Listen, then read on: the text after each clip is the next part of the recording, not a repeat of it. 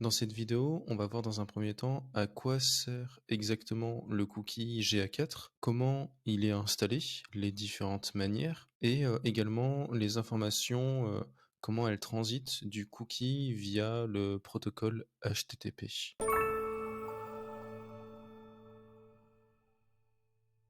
À quoi sert exactement le cookie GA4? Ça permet de suivre la session des utilisateurs, d'avoir une meilleure compréhension du comportement utilisateur. Dans un troisième point, d'avoir un tracking cohérent du site, comprendre la partie acquisition, engagement et monétisation. Le cookie GA4 permet de rendre la communication HTTP entre client et navigateur avec état, c'est-à-dire d'avoir la capacité de faire la liaison entre 2 requêtes d'affilée et ainsi de définir la session et le comportement utilisateur à travers le site en question. Comment est installé le cookie GA4?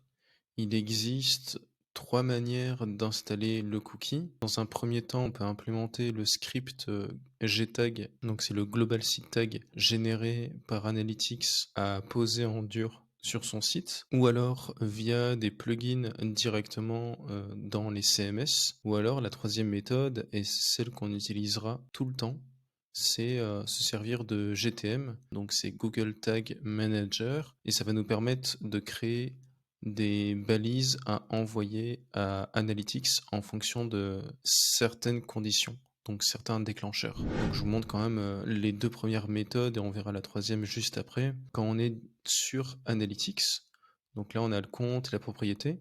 On fera une vidéo vraiment dédiée sur la partie administration, de GA4 et ici on va aller dans flux de données, donc c'est data stream. Ensuite, là je vais choisir mon flux qui est la partie web. Et ensuite, ici, je vais aller dans configure tag setting, donc c'est, paramètres, des balises et ensuite ici, j'ai pas mal de paramétrages. Si je déroule, ça c'est pour info, mais vraiment ce qui va nous intéresser, ça va être l'installation et là, je vois qu'il y a ici une manière d'installer Analytics via un CMS, l'une des méthodes, mais c'est pas forcément, la méthode la plus, enfin la plus conseillée en tout cas et la plus évolutive surtout.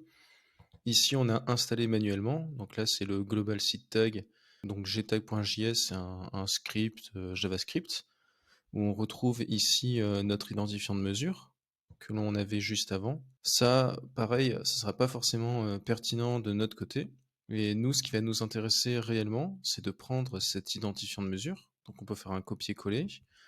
De toute façon, on l'a également dans tous les cas. Si je reviens en arrière, je l'ai ici, ID de mesure, donc je peux faire un copier et ce qui va nous intéresser, ça va être la troisième méthode. C'est aller directement dans GTM, ici, d'aller dans balise, nouveau. Pareil, je ferai une vidéo sur GTM, sur, tout l'environnement de travail, les notions de balise, déclencheur, donc ça va être un gros chapitre, dédié à ça et ici, on va aller dans configuration de la balise, GA4 configuration. On pourra renseigner notre identifiant de mesure ici ou créer, une variable de type constante. Pareil, on aura des vidéos dédiées sur les, 3 éléments, de GTM, donc les balises, les déclencheurs et les variables. Et ici, comme type de déclencheur, on veut que ça se déclenche, dès qu'un utilisateur va sur une page de notre site. Donc en fait, ça sera ici un type de déclencheur page vue. Voilà, c'est, l'installation, de base, on va dire, entre GTM et GA4 et sur, notre site, là, on devra poser l'identifiant de GTM qui est affiché ici. C'est quelque chose, qui nous permet de faire la liaison entre notre site GTM et ensuite de GTM à GA4. D'ailleurs, pour information, ici, on a directement installé Google Tag Manager et on pourra également retrouver, notre, identifiant de mesure de GTM ici. Donc l'interface entre GTM et Analytics est quasiment la même. On retrouve ici un script JS qui est similaire à celui de Analytics, mais pour des intérêts différents. Donc le site est relié à GTM via un script JS qui est affiché ici. GTM envoie les infos à GA4 via les balises et déclencheurs qu'on a créés juste avant. Comment les informations transitent via le protocole HTTP? une fois qu'on a notre, site qui est connecté à GTM et GTM à GA4, on doit collecter les données. Au niveau de la mécanique, comment ça s'articule?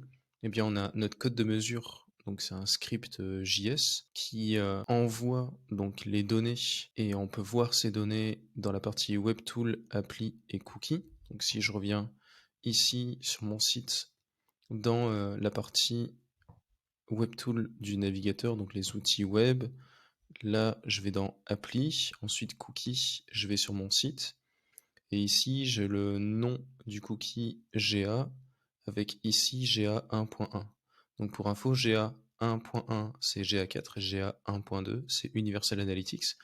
Et ici on a une série de chiffres avec un point et avec une autre série de chiffres.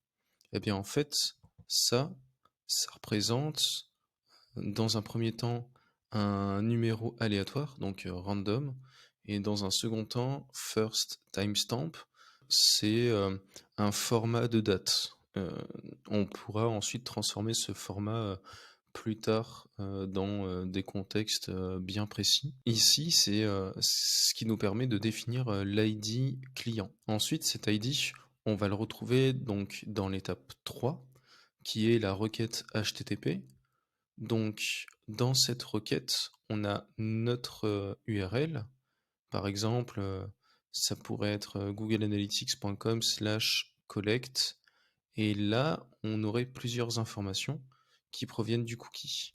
Avec le type de hit, donc une page vue, avec le compte Analytics, avec l'ID du client qui a été généré juste avant, et avec la page de destination, donc l'URL en violet que l'on voit ici. Cette requête, elle va être envoyée au serveur et une question va être posée. Est-ce qu'un cookie GA est posé? Si non, c'est considéré comme un nouvel utilisateur.